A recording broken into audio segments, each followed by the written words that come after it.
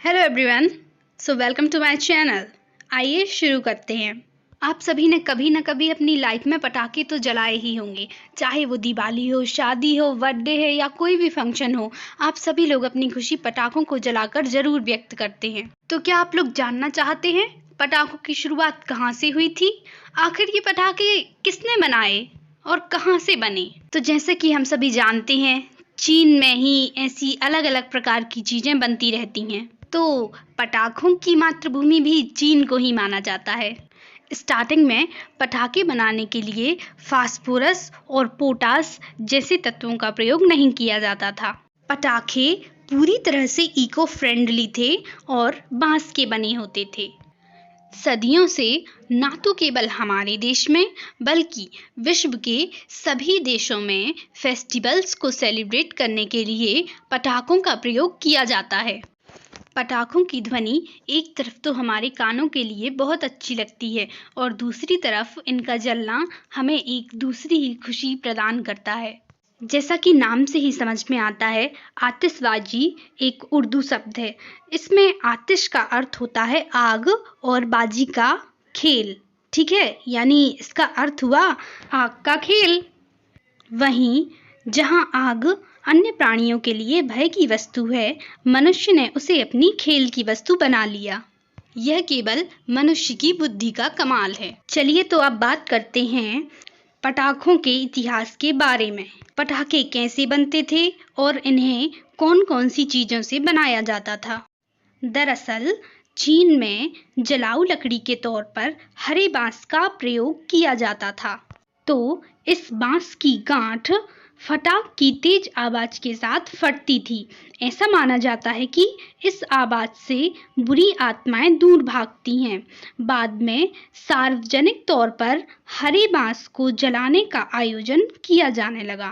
बुरी आत्माओं का नाम नियान रखा गया और इस आयोजन को पाचक नाम दिया गया।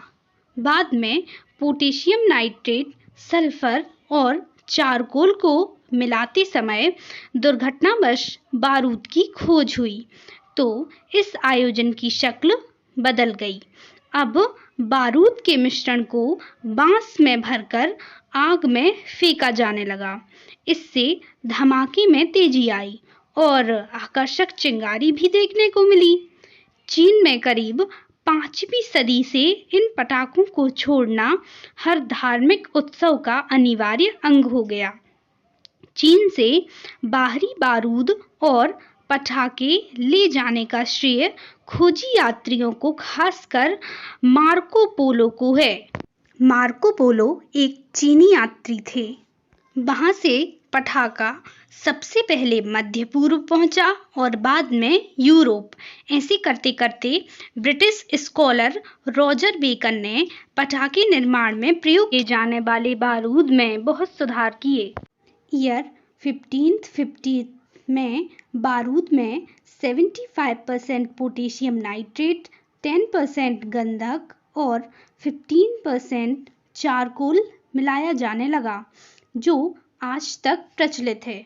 अमेरिका में आतिशबाजी 17वीं शताब्दी से स्टार्ट हुई। ब्रिटेन में वर्ष 1730 में आतिशबाजी का सार्वजनिक आयोजन किया गया। शुरुआत में पटाखे जलाने से केवल नारंगी और सफ़ेद मीन ऑरेंज और वाइट कलर की चिंगारी निकलती थी।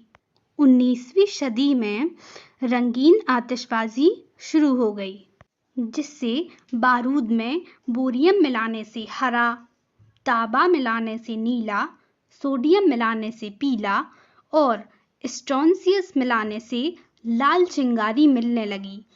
पोटेशियम नाइट्रेट की जगह पोटेशियम क्लोरेट मिलाने से भी रंगों को आकर्षक बनाया जाने लगा। हमारे देश में दिवाली की रात को लगभग 3 घंटे में जितने पटाखे चलते हैं, उनका निर्माण करने के लिए शिवकाशी में स्थित अनेक पटाखा निर्माता फैक्ट्रियों को 300 से भी अधिक दिन लगते हैं। यद्यपि भारत में अनेक स्थानों में पटाखे बनाने वाली फैक्ट्रियां हैं, किंतु सबसे अधिक शिवकाशी में हैं, क्योंकि वहाँ की कम वर्षा और शुष्क वातावरण इसके लिए उपयुक्त है।